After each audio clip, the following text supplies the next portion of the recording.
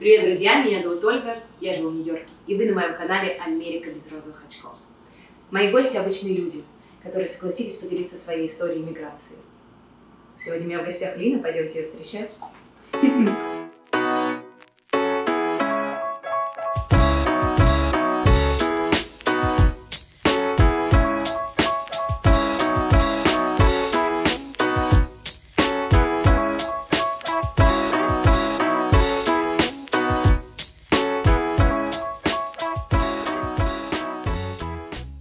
Лина, спасибо большое, что ты пришла ко мне на передачу. Ты сегодня моя первая гостья. Спасибо тебе большое, что ты пригласила меня. Да, я очень рада, что у нас появилась возможность ответить на все вопросы, которые задают люди, приезжающие в Америку. Ну, я надеюсь, что мой рассказ хоть кому-то поможет. Кто-то будет иметь в виду какие-то галочки для себя поставит. Тогда мой первый вопрос: как ты сюда приехала и почему Америка? Так, как я могу начинать готовить, наверное, и рассказывать что-то про еду? Ну да, но сначала ответь на мой вопрос. Как я сюда приехала? Нью-Йорк я любила еще с детства. А вообще я люблю очень большие города. Поэтому, мне кажется, Нью-Йорк это было то, куда я хотела приехать, это был Нью-Йорк, да. Но такие стали события происходить в последнее время в моей жизни, когда я жила в Киеве, что мне уже хотелось куда-то выехать. И мы с мужем решили, что Нью-Йорк это самое то место, куда можно было бы приехать и остаться. Здорово. А были ли у тебя какие-то знакомые в Америке? Нет, сказать так, что какие-то близкие знакомые или родственники, не было никого вообще. Я могу сказать, что мы полностью начинали все с нуля. Кто-то подсказывал, что-то как-то помогал, но так, чтобы сказать, знакомые, к которым можно было бы обратиться там, за помощью там, или еще за деньгами, скажем, там, или еще что-то. Нет, такого не было. Хорошо. А как в итоге приехали? Как выглядел ваш первый день в Америке? Ой, первый день в Америке вообще, вот мы когда спустились с самолета, сели в такси, едем, и я говорю мужу своему: а где же все эти здания высокие, которые показывают по телевизору? Все такое, Америка такая одноэтажная, и я не понимаю, куда мы попали. Он говорит: подожди, сейчас приедем. Едем дальше, и опять: ну где же те все высокие здания, которые показывают по телевизору? Ну и в итоге мы приехали в Бруклин. Бруклин, конечно же, оказался не Америкой для меня, потому что в моем представлении Америка – это Таймс-сквер. И то, что я видела по телевизору, я ожидала увидеть это. Одноэтажный. Поначалу как-то я немножечко расстроилась, но вечером мы поехали в Манхэттен, и, конечно, когда я увидела Манхэттен, я поняла, что это город, который я обожаю. Я люблю это движение, я люблю этот шум. Для меня вот это жизнь. Это жизнь. Скажи, пожалуйста, сколько стоило жилье? А сколько денег у вас с собой было? Что вообще в денежном формате? Как это выглядело? У нас с собой было около 6-7 тысяч долларов. Жилье мы снимали посуточно. 7 дней, я помню, нет, 10 дней мы снимали жилье по $70 в сутки. Мы тогда за 10 дней, да, заплатили $700, и как потом мы поняли, что это было много, но когда ты только приезжаешь, ты ничего не понимаешь, ты ничего не знаешь. Потом мы искали жилье через каких-то знакомых, уже которые у нас появились. Конечно, очень большую помощь приносит газета русскоязычная, когда ты не знаешь языка, не знаешь, к кому обратиться. Ты открываешь газету, там и работа, и жилье, и абсолютно все, что тебе нужно, в русскоязычной газете есть. Жилье я нашла через газету, комнату я нашла. Через газету, мы тогда ее начали снимать, $800 она стоила. И почему мы остановились именно на этой комнате? Это был единственный хозяин квартиры, я еще тогда помню, который не попросил 3 суммы или 2, не было риэлтора. Почему? Потому что вот как-то я поговорила с ним по телефону, он говорит: я хозяин, и мне нужна только 1 сумма. Скажи, пожалуйста, а вот ты когда снимала, вы снимали комнату, вы снимали квартиру, как вообще выглядело ваше жилье? Мы снимали комнату, да. Жилье выглядело неплохо, была большая комната, но, конечно же, нужно иметь такую осторожность, обязательно смотреть, чтобы не было тараканов, не было клопов. Это очень большой недостаток билдингов, потому что мы попадали в такие ситуации, когда в одной квартире, в одной комнате были клопы. Реально? Да, реально. Реальные клопы? Реальные клопы. Мы не знали об этом, мы жили там, мы пожили там. А как ты поняла, что в комнате клопы? Постоянно приходили какие-то люди, и нам нужно было выходить из дома, что-то делали они. Мы не понимали, что происходит, почему нам не нужно быть дома, почему нам нужно выходить. Подожди, звучит как сериал. Какие люди приходили, что они делали с клопами? Обеззараживали, я не знаю. Да, чем-то брызгали. То есть какая-то служба приходила, которая обеззараживала. Служба, которую вызывал билдинг, и они заходили в каждую квартиру, и все вот эту процедуру. Окей, вы оттуда переехали. Мы оттуда переехали через неделю. Где вы жили за $70 в сутки? Нет, это было до. Окей. За $70 в сутки мы жили. После, через неделю, мы жили еще неделю. Там, где были клопы.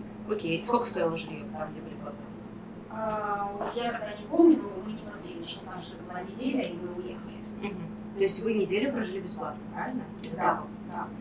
Хорошо. А потом вы въехали в жилье, где у вас тараканы. Что да, там были тараканы. Ну и там тоже, там уже мы сами принялись их уничтожать. Это была комната, которую, да, я вот нашла через русскую газету, и все, мы сами их уничтожили, и у нас их не было. Вот.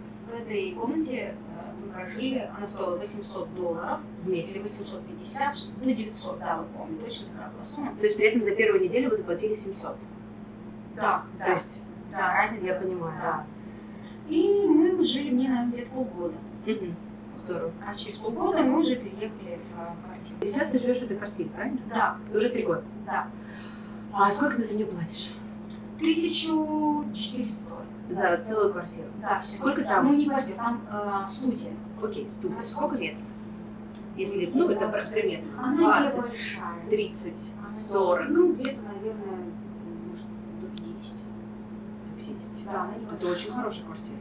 Ну, студия. Это Ну, да. просто одна комната. Ну, 50 метров это вот большая комната, еще одна комната. Нет. Значит, меньше. Это маленькая комната. Ой, я не могу сказать тебе, сколько она метров, честно тебе скажу, в размерах, но это комната, и так заходишь сразу кухня, то есть там нету никаких дверей. Ну, то есть просто студия. Просто студия. Здорово. А вы ее продолжаете, да, снимать сейчас и будете снимать ее дальше? Да. Нас вполне устраивает. Лина, я знаю, что ты что-то хотела нам приготовить, и ты пришла с каким-то своим особенным блюдом, и я также знаю, что ты очень любишь готовить. Да, люблю и делаю это хорошо, между прочим. Но я сегодня пришла с таким летним блюдом, легким летним блюдом. Какие у тебя ингредиенты здесь присутствуют? У меня... Что ты будешь делать? Что ты будешь готовить? Давай Я буду готовить аджап сандал, это называется Вот. такое армянское блюдо, да. В принципе, это мясо с овощами. Тем, кто не ест мясо, он может просто готовить это овощи без мяса. Я люблю аджап сандал. Сандал. Да. Какие ингредиенты у тебя здесь есть? Лук, морковь, перец и тимьянки. Но... Что такое тимьянки? Это баклажан. Ой, баклажаны. Это по какому языку? В Москве говорят все тимьянки. Нет. Да. Ладно, у тебя, в общем, здесь баклажан. И баклажаны. Ладно, что мы будем делать со всеми вот этими ингредиентами? Смотри, я еще хотела сказать, что если вы делаете без мяса, то вы можете положить любые овощи. Я очень люблю еще класть цветную капусту, брокколи, кабачок, то есть... Здорово. Что мы готовим? У нас есть лук. Сколько лука? Сколько Головку лука, перчик, морковку и 1 баклажан, то есть немного. Что дальше мы делаем? Дальше мы рядами складываем это все в кастрюлю. Я делаю это все без масла, без добавления масла. Потому что не ем масло, и поэтому я делаю... Вначале кладется мясо, потом лучок и все остальное. И все. Ты солишь что-то? Да, чуть-чуть соль и перчик. Добавляем туда травки. Ну, какую травку? Кинзы, в основном, да, я очень... Супер, у меня есть для тебя кинза, мы как раз, наверное, сейчас ее порежем. Да, давай. Ну что мы куда кладем? Расскажи. Значит, так, в первую очередь мы кладем в кастрюлю мясо. Можно? Да, конечно. Значит, на дно мы укладываем мясо. Нужно ли нам положить масло на дно? Нет, не нужно. Ну, как по мне, не нужно. Можно, например, эту же курицу немножко обжарить в масле, если вы любите что-то такое масляное. Я не знаю. После я кладу лучок. Здорово. Выглядит на самом деле очень аппетитно. Лучок, да? Да. Все делается на... Просто выкладываешь Я выкладываю слоями, да. Мясо можно вообще используется баранина. Очень вкусно с бараниной это делается. С телятиной тоже вкусно делается. Но так как мы взяли летний суп легенькое мяско, то мы не делаем это из тяжелых продуктов, да? Дальше, Так. когда мы все это поставили и положили, что мы делаем дальше? Дальше молоточки. Что мы делаем дальше? Мы Совсем. ставим это все на огонь. Все, закрываем крышку и ждем. Все это томится в собственном соку? Абсолютно все томится в собственном соку. Для этого Масло, соль, перец, что-то все надо? сейчас сверху сделаем немножечко соли и перца и добавим кинзы, и больше ничего не нужно. Здорово. За что я люблю это блюдо, потому что его ставишь и все, и можешь заниматься своими делами дальше. Перец. Я Да. хочу Можешь. приложить свою руку к этому Приложи. делу. Сколько перчить? Говори мне стоп. Думаю, что. Супер. И соки можно добавить. Можем, да, Тоже- можем тоже соль добавить. Да, такое вот Только не хотела. Солить, конечно, А, ты не хотела? Все, давай чуть-чуть. Ну, Я, например, хорошо. делаю себе без соли, без перца, вообще без ничего. Смотри, у меня для тебя еще Мгм. как раз Да, наша сейчас кинза. По-английски она называется cilantro. Cilantro. Cilantro. Мы сейчас Нарежем. будем ее нарезать. Чем больше зелени, я всегда говорю, в любом в супе, в мясе, я люблю много зелени. Вообще очень много зелени. И не люблю, когда она мелко нарезана, а люблю, когда она вот добротненько, так хорошо. Да. Так что у нас пучок кинзы. Можно спокойно. И вот так вот. Оп. Лина, я знаю, что ты приехала сюда просить политическое убежище. И, ну, в народе это называется политика. И у меня к тебе вопрос, есть ли у тебя какая-то инструкция, как можно сделать, что делать первое, что делать второе, что делать третье, четвертое, ну, вот тем людям, которые сюда приезжают. Ну, самое главное, я скажу, что нужно выбрать правильного адвоката. Это самое важное, потому что благодаря этому вы потом уже вы делаете все действия правильно, как вам подскажут. То есть выбрать правильного адвоката. Давай так, я прилетаю сюда на самолете, что я делаю дальше? Ты имеешь в виду... Прям вот инструкцию, да, конкретно, что мы делаем. Я вот прилетела. А, я поняла, ты, да, Да. смотри, ты собираешь документы еще там, которые тебе нужны будут по политике здесь. Я Почему? Ну, из милиции, если тебя кто-то преследовал или еще что-либо такого плана, то ты должен уже сюда приехать с этими документами, чтобы потом не было проблем. А второе, это когда ты сюда приезжаешь и подаешь на политику, ты должен понимать, что 2-2,5 года, как было раньше, ты ждешь, ты в ожидании, в статусе ожидания. 2 года. 2-2,5, да. Это, в принципе, Но это много. это много, ну, я уже жду 4. И скажу тебе, что, в принципе, наше интервью должно было быть в мае 2017 года. Но в январе 2017 года заступил Трамп и изменились законы. Теперь все по-другому. Если ты приехал в 2018 году, в 2019 году, то ты сразу там, по-моему, через месяц или через 2 уже идешь на интервью. Тебе либо дают, либо не дают, и отправляют на суд, и суд через год. То есть сейчас это делается все намного быстрее. Давай так. Ты должна еще в своей стране, из которой ты приезжаешь, решить, по какой причине ты приезжаешь. Да, конечно. Это первое.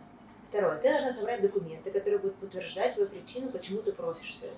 То есть это могут быть совершенно любые документы, и это зависит от того, какой у тебя кейс. Какая будет. ситуация, да. Это первое. Второе. Хорошо, ты сюда прилетаешь с этими документами. Куда ты идешь? Что ты делаешь? Ты идешь к адвокату, ты находишь хорошего адвоката и идешь к нему. То есть Со всем тебе этим нужен пакетом. обязательно адвокат, или ты можешь каким-то образом это сделать самостоятельно? Ну, ты знаешь, многие люди делают это самостоятельно, но я скажу тебе так, когда ты только сюда приезжаешь, ну, ты как кот в мешке.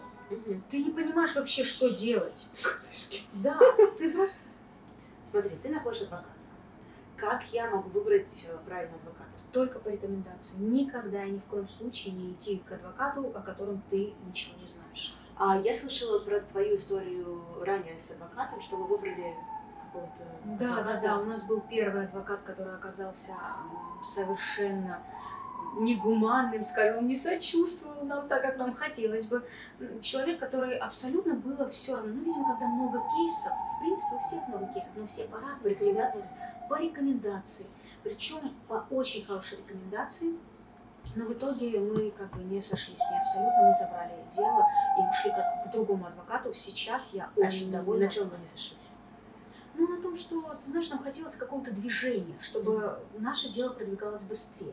Мы приходили к ней, и в тот момент, когда мы приходили, она постоянно говорила, почему вы ко мне приходите. То есть вплоть до того, Может, у тебя были завышенные ожидания по поводу? Нет, не было завышенных ожиданий, просто хотелось быстрее что-то сделать, и быстрее увидеть ребенка, своих родителей. То есть хотелось что-то делать, а не просто сидеть. Вот ты как раз сказала про ребенка. Я хочу с тобой поговорить. Я знаю, что эта тема такая достаточно больная. И... Да. Расскажи, пожалуйста, что произошло. Ну, я по своей глупости не сделала паспорт ребенку еще тогда, когда была там. На что ты надеялась? На что? Я надеялась, что 2,5 года как-то пройдут. Она у меня в кейсе, она приедет, и все будет хорошо. Никто же не знал, что в 2017 году выйдут новые правила о том, что, ну, то, что я рассказывала ранее, и это все затянется на 4 года. Когда мы поняли, что, ого, нам еще ждать и ждать, или не видать нам своих детей, это так печально, я просто даже представить себе не могу, потому что у меня 3-месячный ребенок. Вот. И тогда мы начали, конечно, бить тревогу, стараться, пытаться как-то сделать паспорт. Я здесь была и у консула в посольстве, и как-то через знакомых, через адвокатов как-то пыталась, но пока что ничего не выходит. Давай мы с тобой вернемся. Ты приезжаешь, ты собираешь документы, потом ты идешь к адвокату. Дальше что ты делаешь? Все, ты отдаешь все адвокату, сидишь и ждешь. Через полгода после того, как ты подал на политику, у тебя ты подаешь на social security, то есть это как на идентификационный код. Через полгода или через полгода. Через полгода? Нет, через то полгода. есть ты полгода не можешь работать? Да, да. Ты только через полгода подаешь на social security и на work authorization. И потом от 3 до 6 месяцев он к тебе приходит. Я поняла. Супер. Я также знаю, хочу тебе задать еще один вопрос, что ты работаешь визажистом. А как ты получил эту профессию? Есть ли какая-то также инструкция, что сделать, как начать? Как стать визажистом в Америке? Именно визажистом? Значит, 20 лет назад, когда мне было 20-19 лет, Сейчас тебе? Сейчас мне 38. Ой, самый разгар. Да, я закончила курсы парикмахера-визажиста. Не для того, чтобы работать, а потому что мне было интересно, я себя искала. Я закончила эти курсы, и у меня был диплом. Супер. Никто никогда в жизни не мог предположить, что этот диплом спустя 20 лет не пригодится. Ты его с собой сюда привезла или тебе его Нет, я его не привезла. Мне его отправила мама, которая хранила его 20 лет. И на основе этого диплома я сделала себе американский лайсенс.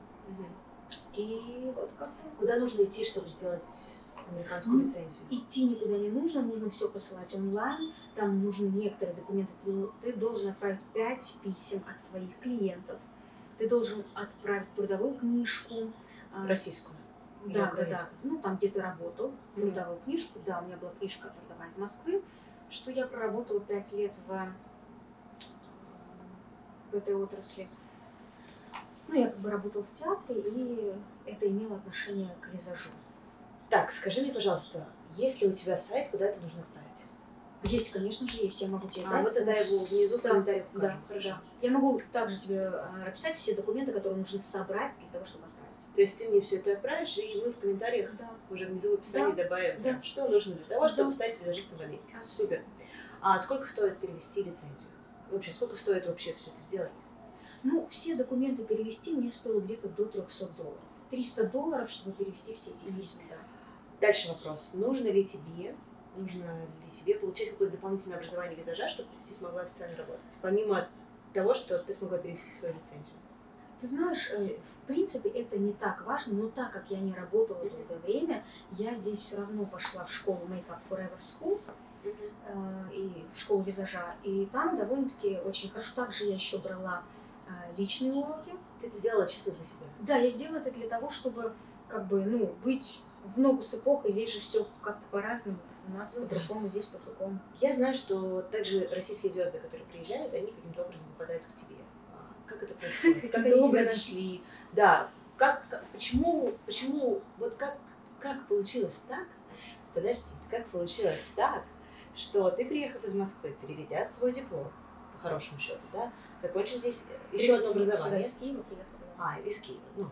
В Москве, переехала в Киев, переехала в Америку, да. Супер, переехала. Ты сюда переехала с дипломом из Москвы, правильно? Да. Вот. И ты его перевела. У тебя есть люди, которые к тебе обращаются. И очень много есть российских, украинских звезд, которые к тебе обращаются. Как они тебя находят? Почему ты?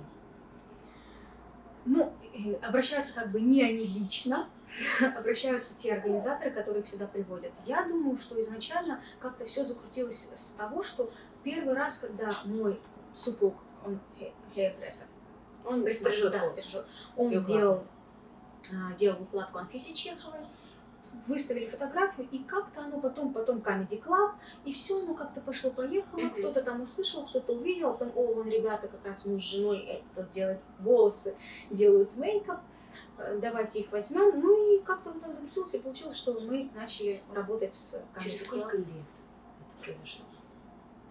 Наверное, мы счастливчики, я думаю, что это год всего лишь. Я бы даже сказала, что муж начал через полгода, он очень такой высококачественный парикмахер.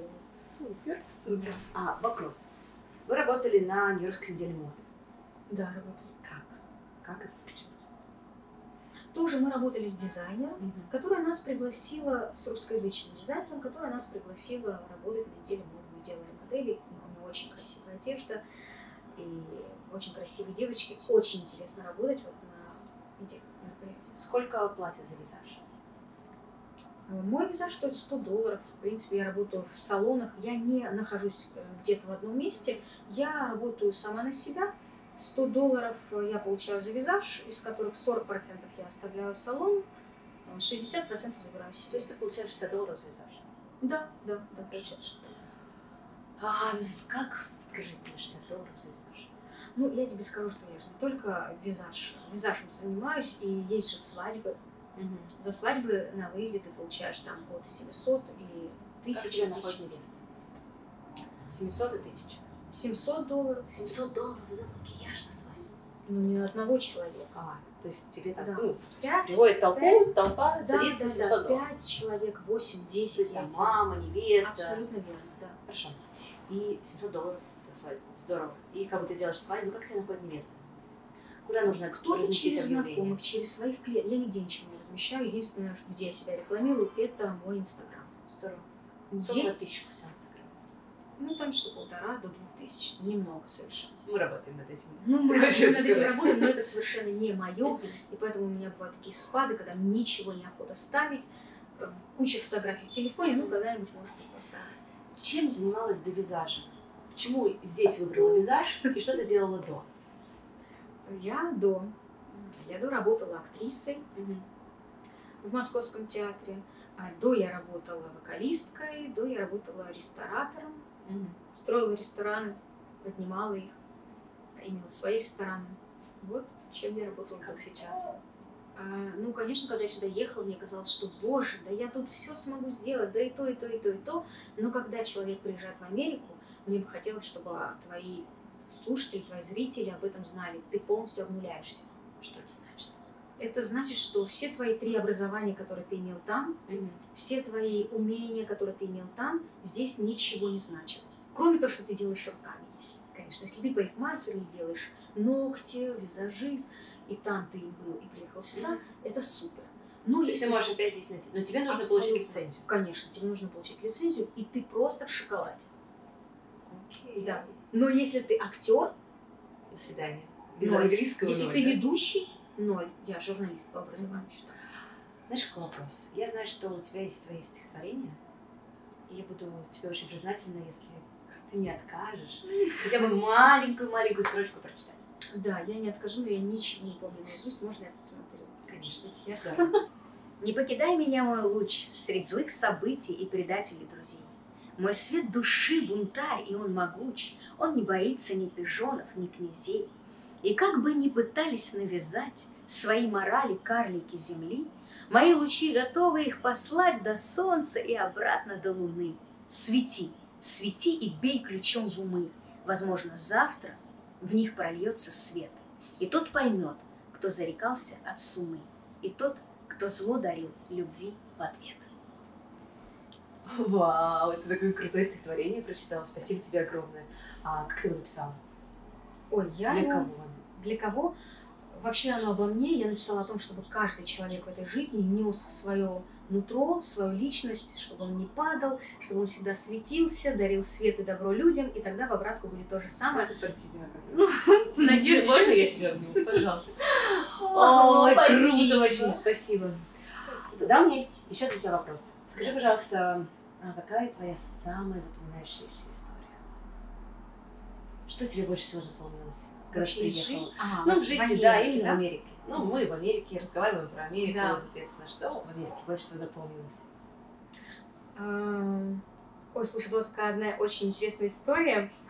В самом начале, когда мы приехали, где-то еще года не было, наверное, вот именно наше восстановление. Я помню, что нам нужно было платить за квартиру, мы отдали все деньги за квартиру. В общем, не осталось совершенно денег, мы выходим такие вечером с мужем на улицу, идем и понимаем, что вот завтра работа, завтра, конечно, будут деньги, а так как у нас такая работа, есть сегодня, есть деньги сегодня, есть работа завтра, есть деньги завтра. И мы понимаем, что вот до завтра у нас денег не будет, а сегодня так хочется вот чего-то такого вкусненького, а денег нет. И мы идем с ним, я помню, это была зима, так тепло одетые по улице, и я говорю, блин, вот бы сейчас найти $10. И вы нашли? Ты знаешь, я иду так по улице и говорю, вот я как сейчас это помню, вот бы сейчас найти $10. Проходит 10 секунд. У меня на полу перед глазами лежит $10. Реально? Да, Вау. я тебе клянусь.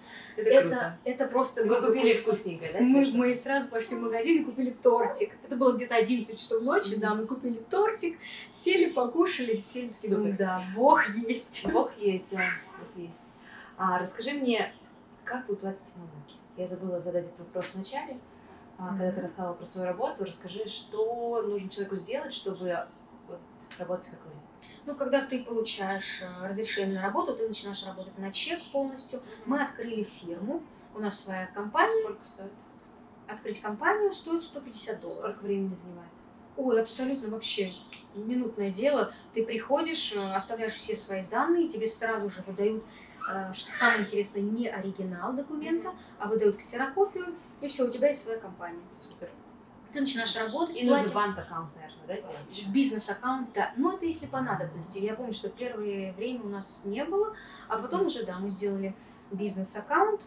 И обязательно нужно платить налоги. Я плачу ежегодно.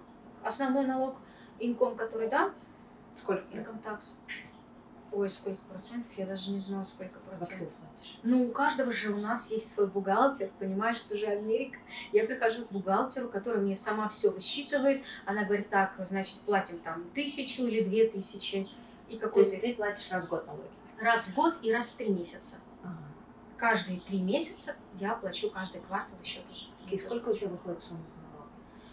Каждый квартал я плачу где-то $300-400 раз в 3 месяца. И вот то, что в год у нас получается где-то 1500. От 1000 до 2, вот так. То есть ты платишь $300-400 и плюсом еще $1000 Раз в год. Окей. Да. Это какой-то федеральный налог? С чего складывается налог? То есть... С твоей работы. Те деньги, которые тебе приходят на твой счет банковский, ты с этих денег оплачиваешь налог. Не, я спрашиваю, знаешь, про то, что это есть у нас федеральный налог, да, который идет налог штата, налог... А там все абсолютно. Всё Ты вместе. платишь Ты просто и про в всё пенсионный фонд, и в штат платишь. Супер. Абсолютно все. То есть... Бухгалтер все рассчитывает. То есть ты должна все официально платить, когда ты Конечно. находишься по политике, когда ты ждешь еще своего собеседования, при этом ты работаешь, у тебя есть документы, и Да. ты платишь. Конечно, я Супер. должна показать, что я хороший житель этой страны, Супер. послушный. Да. И делать хорошую историю. Да, да, да. Я также слышала про твою историю с диваном. Что это такое? Это, конечно, история, которую мне хочется рассказывать всем, для того, чтобы больше никто не попался в этой жизни, как я попалась. Я продавала кровать всего лишь за $400. Наткнулась на человека, который мне скинул смс-ку. Я покупаю эту кровать. Куда ты выложила объявление? OfferUp – это такое приложение. OfferUp, окей. OfferUp, да, приложение. Где Ты мне как продаются, раз его рекомендовал. да, где продаются бушные вещи. Приходит смс о том, что я хочу купить вашу кровать, я вышлю вам чек. Вау, я обрадовалась. Мне приходит чек на 2500. На 2500 приходит чек. я удивлена, и мужчина с обратной стороны говорит мне, что извините, я прислала вам полную сумму, я думал, что мой ассистент будет там на месте, но его там нет, он будет в другом городе, не могли бы ли вы вернуть разницу мне обратно? А что значит полную сумму 2500? Если у тебя полная сумма была 400? Моя была 400, но его сумма якобы за транспортацию. То есть он тебе сказал, что перевести доставку будет стоить 2500? Не только доставку, как бы он должен оплатить ассистенту своему, он должен... Ассистент это тот, кто... Тот якобы... Грузчик? Ну да, нет, не только грузчик, а какой-то ассистент. Это все В общем, у тебя была какая-то история. люди, да, про которых мы ничего не знаем. Супер. Тебя зовут? Меня зовут мой малыш, так что все, малыш спокоен, и мы продолжаем. Ирина, как ты могла все это проверить? Поверить, я не знаю. Мне казалось, что люди не будут так обманывать. Я, в общем, сняла деньги с банковского расчета своего, причем отправила ему наличку. И в итоге осталась без денег, потому что в банк у меня потом ушла дебетная карта на минус, так как они не проверили чек. Вот вся ситуация. Банк тебе отдал деньги, не проверив чек? Да. И потом что они сделали? Ничего, я приходила, я пошла в милицию, я пошла в банк, я везде просила, говорю, вы меня обманули. Они говорят, нет. И тебе мой ребенок сочувствует сейчас. Да. У нас лежит наш малыш, и нам сочувствует. Мне сочувствовали многие, но в милиции мне сказали, боже, как на такое можно повестись? Это обычное, говорит, шарлатанство вообще в Америке, да. Так что люди должны знать, что... В общем, ты осталась без 2100 рублей, правда? Да, абсолютно. 100 рублей, долларов. Доллар. Нам нужно начинать считать по-другому. Мы все время говорим рубли. $2100, да. Да. В общем, американских рублей. Американских рублей. Ладно, тогда у меня к тебе такой вопрос. Если бы ты смогла все это отмотать, что бы было? Эту ситуацию вообще всю жизнь, конечно. Всю жизнь до приезда в Америку, то есть вот все вот эти 4 года, захотела бы ты их прожить заново? Ты знаешь, это, конечно, ой, мурашки у меня. Это просто нереально колоссальный опыт жизни в Америке. И не так все легко, как кажется людям со стороны, как мне казалось. Вау, в Америке, какие они счастливые. На самом деле очень много трудностей, которых нужно достичь. И да, я бы хотела прожить, потому что это моя жизнь, потому что это колоссальный опыт, благодаря которому я дальше буду сильнее. Я бы сделала все точно так же, но единственное, что бы я сделала до приезда сюда, то, что я всем хочу порекомендовать, я бы обязательно сделала документы всем своим любимым, близким, которых я люблю и с которыми я хочу быть рядом. Родителям, ребенку, для того, чтобы у них был въезд. Хочешь что-то им сказать? Хочу их скорее увидеть. Вот что я хочу.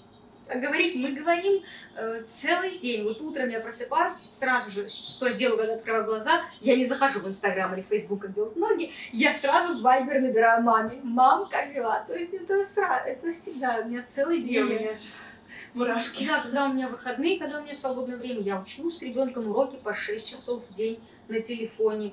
Поэтому я как бы все время на телефоне. Да, это очень тяжелая разлука, тяжело с родителями и с детьми. Друзья, делайте документы своим близким заранее. Да. Ну что, давай проверим, как наше блюдо? Давай, уже хочется покушать. Ну все, круто. Пойдем. Ну что, здорово. Давай посмотрим, что у нас тут получилось. Вау! Пахнет очень вкусно. Пахнет. Ну что? Твоя, да. Давай, держу. Ой. Давай. Окей. Ну все, ладно.